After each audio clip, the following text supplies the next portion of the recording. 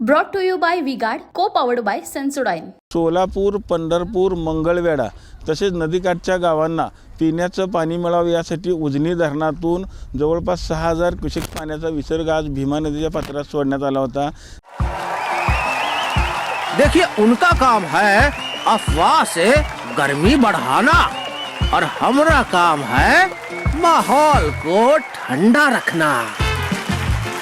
हमारा नेता कैसा हो जो माहौल को रखे ठंडा वैसा हो। अब की बार वी गॉट एयर कूलर का चमत्कार।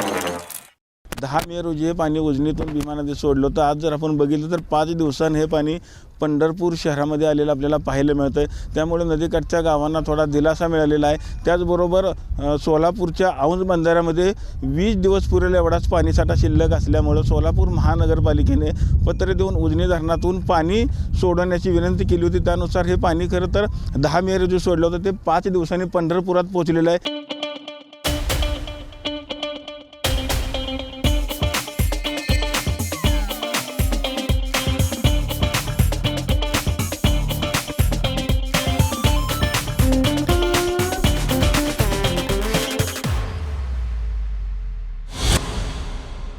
इथून पुढे अजून किती वेळ लागतो सोलापुरात जायला हे देखील सांगता येणार नाही। मात्र आज जर आपण बघितलं तर पंढरपूर त्याचबरोबर सांगोला असेल येथील लोकांना मोठा दिलासा मिळालेला आहे। त्यामुळे आपण जर बघितलं तर आज वाल्मिकी सेनेच्या वतीने देखील पाणी आल्यानंतर त्याचं पूजन करण्यात आलेलं आहे। आपण बघू शकतो की पुंडलिक मंदिराच्या समोर ह्याचं पूजन खरं तर नागरिकांच्या वतीने केलं आपल्याला पाहायला मिळतं।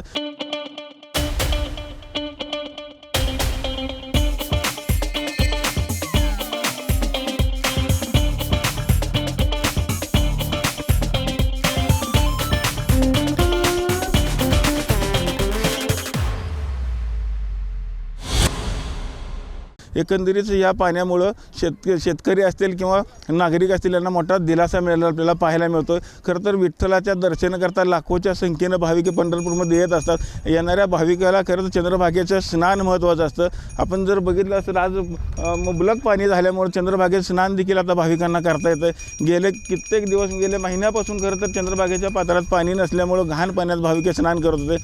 आज पाणी आल्यामुळे मात्र नागरिकांबरोबरच भाविकांना देखील मोठा दिलासा मिळालेला आपल्याला पाहायला मिळत आहे। चंद्रभागेच्या पात्रातून cameraman Jagdish sir, Ravi Lavekar, TV9 Marathi. Brought to you by V-Guard, co-powered by Sensodyne.